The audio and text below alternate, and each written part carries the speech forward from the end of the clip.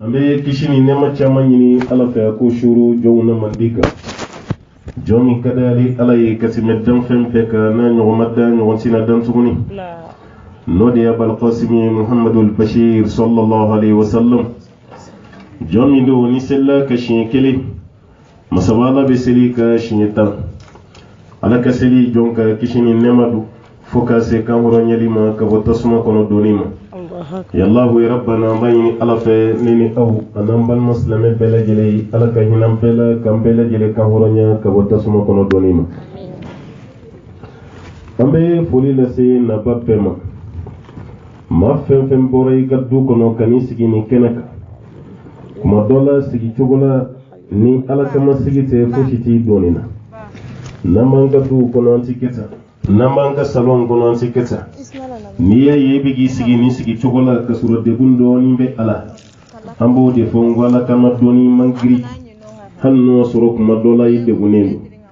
o sigi mi ni nano ke ala taala jati kama bayni ala fa ala ka ka rajina saraye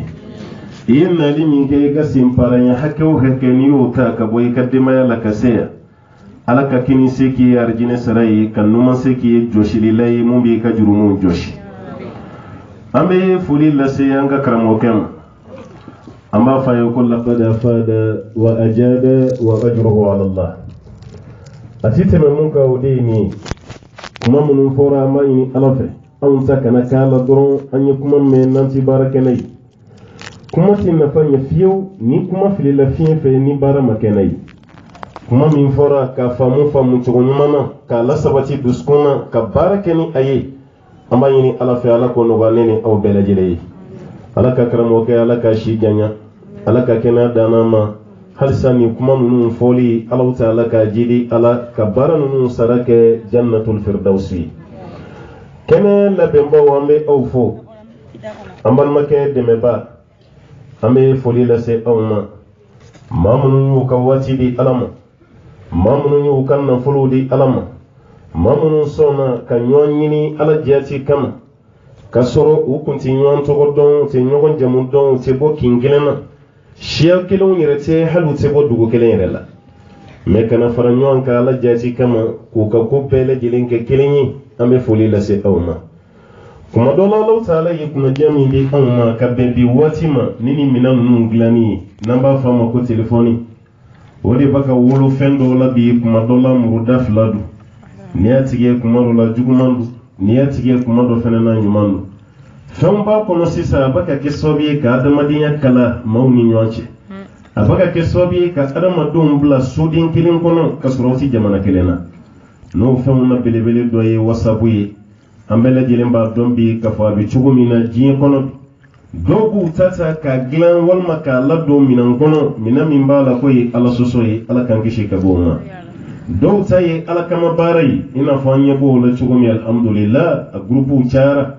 na grupu fanchama mi namba kalama a chamanye wajulu dei a chamanye nyingali na jabi udei a chamanye ka balma ya nisinji ya ka kala hamba jigi kene mi nan sigilen fle ala nun sa yo nyogona yede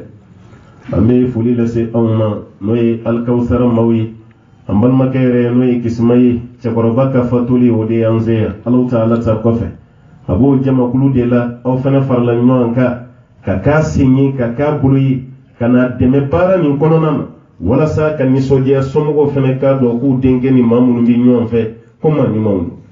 ni balma ye mawu no fe kani balma ni ka jugola suguni ani munu bi tama na wulu laji no karama nyumai ni dende bu ko hal ni de ni ma ni kan ma nyuma o no karama juguyi hal ni den ya jugo dugoila abaka dugaila de no tena bora nunu bi chugo afena bo chugo kelenel otumana amunu bi kabini koni damnera na baw senka amma sigiya manyina be bulbulula ambe fuli la se awmani tanga sigini ambanyi masabala fe alaka kawi arjina sarai alaka kawi jurumu ya fali ambo yini masabala ta'ala fe ambe fuli la se ambal mawma keren yala kuluballakaw an sigimbe dum mundalan ni cakoroba tanyana ka bo olu bolo ambe foli la si duden kelen bele jelem munum be amani ala fe Allah ta'ala ka aywa here kanu bele jelei Allah ta'ala ka deme kanu be yanan ga sigi kenaka musokoroba be ay do nyini am fe kada yanka duwawu ke doni kala ka kuranne domba boni du kono ni cibega duwawu yede musogoroba do de la kasane maka kemanani ndia kwan karamugo ni mine ndenge be bolontana mefa katsa maliki bu national la dani ka hamina ko tewa ka dinge katsa maliki bu national la o nini ka hamin kera ka dindo ka ke kuranne durushi baye ambela jelen kan ko deme duwawu la de sudesi ni ndefa ka interview dola akwa ala tsa ko fe kale bade yake sudesi muso wa yido ka udi unyeka aka dobo dangala ma fenfe ka tigun ibani ni ala fe de ala ki dinte metowula na ma fenfe be ni ke buyatei wode be shi ka kile ka dendanga dore ba fo kola ki ke fadin zaboyi hali sai ka kana shefanci mami sai ma sai ka shefanci ma bo blai ka gaba kurunton kuna o bayira ka foyere di den tanga di den ta cinya sai ka fushi yana waye su dai su kwa ka kuma konona na lebba hijira sami asella almami min ko fe o ka kalan donala abaye do mi ka alkaba krefe o do kera de ko ala den do be ya to ko abdurrahman no sudesi mbani ni fe ka ke ni misri almami sanna tawla ayo de do ka denge sudesi ko batara ko denge jijada ni do ke ngwala ki ka alkaba almami akelema kumi ne ba hijira na yafo akonde jija qur'ane na nyeddo wuke alkabala nyina kwala ki kai fem bebe jigi farafi muso kono alkabala foka nyini ala fe kala ka denka alkabal mami ajigila tigelen do la pew ko tike fiye wada madi ni tigari yere la kana takele ke rola ma fem be kele damine bali singala be dona yikoro ko bala dona ni yi jodoro yi flambe sila siga shitala o bayira ka fo ni tigari yere la yikana sei kada ka ibe dese tise ka fushike suresi baye ni duwa wukai afana ya jija kalana alhamdulillah kana qur'ane durushi fanfla yoro mina biya bibla almamiya la wati mi yashima temesam wani woro shegunga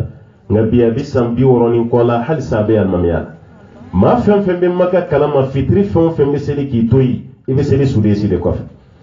wadwa fem be ke sungolo do labana suresi de ba do wuka hal nama la seli ke katimeto wuka nasira do labama be dale de mada abaka do umne rai wapi haramu almami chekoroba ya bi mamu mbolo sudesi ya bai kasura ka speciality ti qur'ani ay usulu de kala ngani allah taala ko kabe ma ke femi hanni jimbe bana ibe kayebe abade do kai anga musogoroba yi do nyini ko qur'ani durushi baka boddo ni kono ambe do ka ala ka chama soray amin ambe do ke bamba so amani ni ala fa ala ka yafama ala ka dawro nema ala ka hero chama ken awnayi kanyini ala fe sayakol lebu ni dogayama ala kan be gisham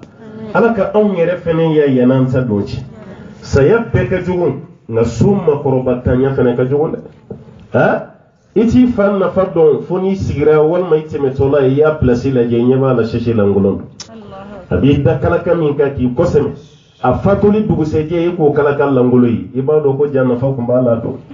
iba min be ni te kunindu kadaka ka kuma okacha ide bunendo akafenyi kacha ita na fardon fona sarani jo aka sobda la domi e kumbi jo dongo do ka so ma da foli minke nabi nani jo mati tuguni mawre de bigi la mena sokon